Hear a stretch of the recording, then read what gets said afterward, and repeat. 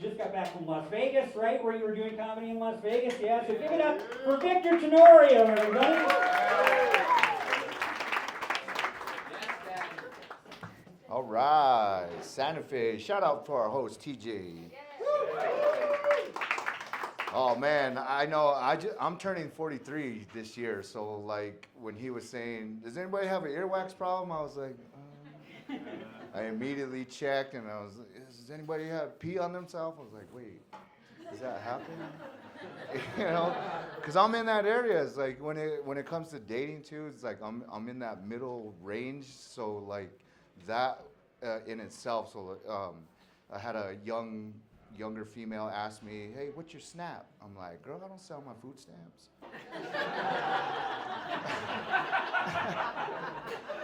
It's like, you may like bad boys, but that's illegal. I love it up here in Santa Fe. I got my start in comedy a little over 3 years ago with TJ and the Wayward Comedy Group. It's tough being a native performer because in Santa Fe, like they always ask you, "Hey, can you open up with a prayer?" And it's like, you know. And one of my biggest fears is that somebody in the crowd from my village is going to be there, and they're going to be like, "He doesn't even speak at home." So I was like, I work with a Sioux guy, and he's a nurse. So, and I told him, I said, "Hey, Corbin, your language is all over Dances with Wolves. It's out there. Teach me something that I can say, to open up a ceremony or do whatever." And he's like, "Okay, I got something for you. It's a little reference to Jesus." He's like, "Once you get them all gathered round and quiet, just have them bow their heads and say this. Wana hadoki lawashichu echola, sloashnia, aho." I was like, "Oh man, Corbin, that sounds tough. What does that mean?" He's like, "Why is that white man naked? It hurts my eyes." Little did I know I was going to use that at a Thanksgiving dinner for non-natives. It was really good. Times are changing right now. Like I'm actually 12 years sober this year. Thank you. But I replaced that with smoking a lot of weed. Yeah, thank you. Shout out to this guy right here. No, but it's different. It's different now. Like you go in there and it's pre-rolled. It's fucking pre-rolled in packs of 5. I'm like, damn. That was half the battle. Just getting it was the first. I was back in my day. Oh God, I hate saying that. Back behind the Allsups at 2 a.m. breaking laws. I'm like, ugh. And then you come back and it's a paper bag full of, a bunch of seeds and stems. I'm like, God, yeah, this guy knows. He's like, "Oh, brother, you're preaching to the choir." But now it's all pre-rolled and shit. And like, it just makes me so irked that they can just go in there and be like, "Oh, give me unicorn farts." It was like when I was buying it, it was whoever you got it from, "Oh man, this is from Lug, this is Lug stuff. It's nice and sticky." But now it's like unicorn farts and sciatica. I don't know, is that like for your nerve or something?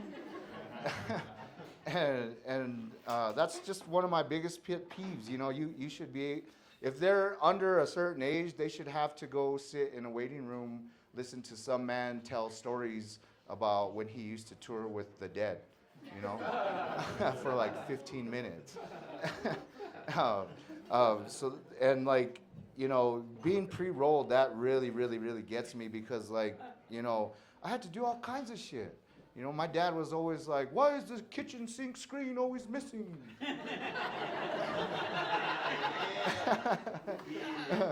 "Why does these apples look like that? You better eat them."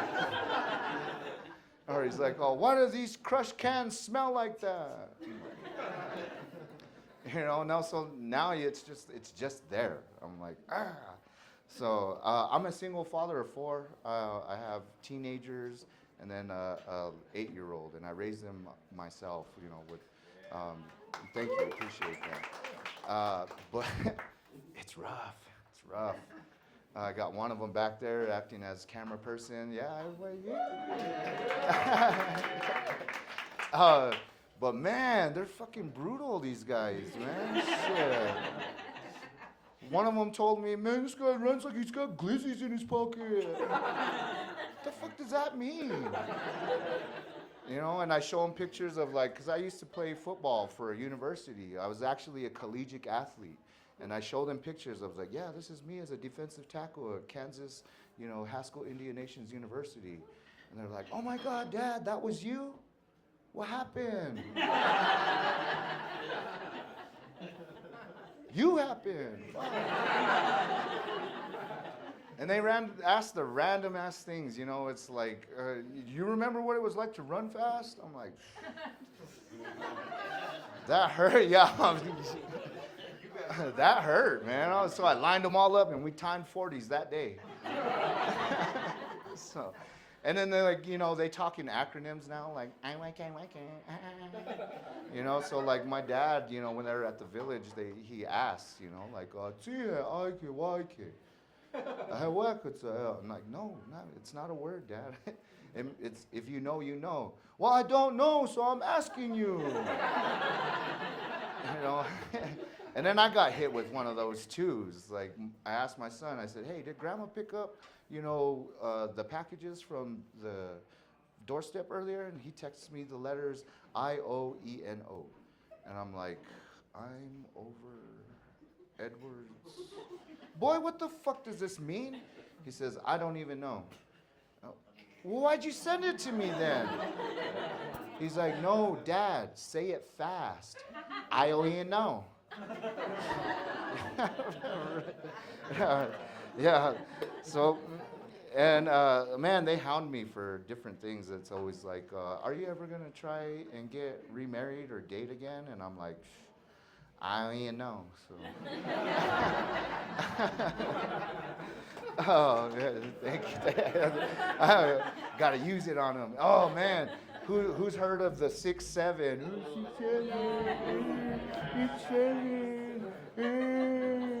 So I try to flood the market with that shit. 6'7", everything. 67 degrees. Oh, look at this, guys. Look, I'm going 67 miles. And they're just like, whatever. That's so cringe. And then so like they asked me, like they're asking me, well, what do you think when we say 6'7"? And I was like, you know what I think? I think 6 to 7 hours, which means it's not a full shift, which means it's part-time, which means you don't get no benefits. Try 9 to 5.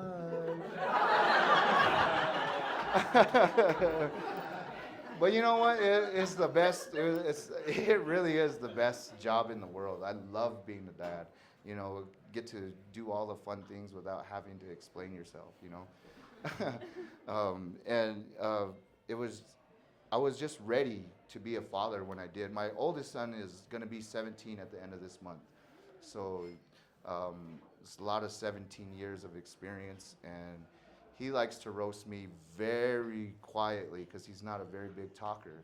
And for Halloween, we went out, you know, did the whole thing, take him out, go trick-or-treating, but I collect the dad tax. I do that shit. So I'm like, hey, all of you, give me your almond joys. This gas ain't free, you know? Time is money. I could be out meeting a naughty nurse that it could be your stepmom, you know, now. But we don't know because I'm fucking here.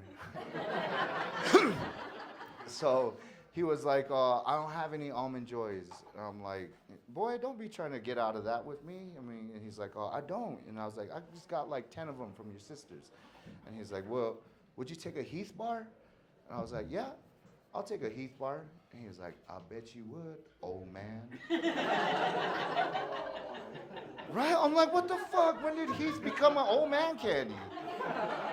It's only 2 years older than Snickers. I mean, I was just ready, you know. I wasn't ready for that shit. And like, I had read all the books, the Dr. Spock's, everything. I was ready for that one question that I thought would be the ultimate question to have an answer to. Daddy, why is the sky blue? And I was like, oh my God, it's because of the light waves. When the light from the sun hits the atmosphere, all the blue light waves are short and small, so that's what you see first. Did they ever ask me that? No. What do they fucking ask me? Daddy, why are your boobies bigger than mommy's? We ain't fucking swimming anymore. And I'll leave you with this last story. Like I said, I like to smoke weed, so they ask questions, and my son asked me. He was like, "Do you ever notice, like, when you're high, or what does that feel like? Do you know when that actually happens?" And I told him, I was like, I know it's gonna happen. I just wait for it, And so I took that into consideration the next time I went outside. I don't smoke in the house. I go outside, have a little spot, a little chair.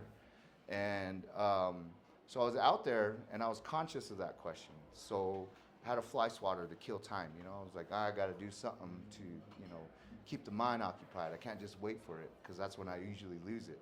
So I was out there killing flies, one at a time. Bam, bam, bam. I was looking down and I noticed that all of the sugar ants were picking up the flies and taking them away. And I was like, oh shit, I'm providing to the ecosystem in my front yard. And I was watching them really hardcore, and I started to label the groups, like the alpha group.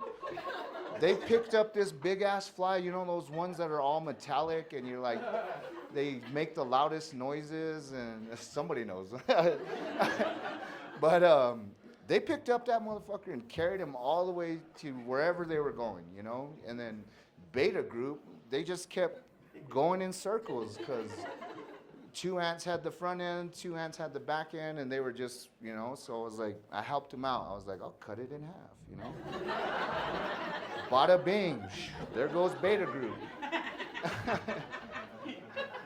Charlie group, man, they were killing it. They were killing it. I was like, holy shit. They picked up this fly that was at the doorstep, and they carried it all the way to the edge of the curb. I was like, holy fuck, man, you know what? In the scale of ant miles, that has to be like 37 miles with a fly on your back. And it was that moment I realized I was high. That's my time, ladies and gentlemen. My name is Victor Tenorio. Thank you. Give it up for your host, TJ. We got a great lineup for you. Have a good night, everybody. Good job for Victor Tenorio, everybody. We're on Oh, to shit.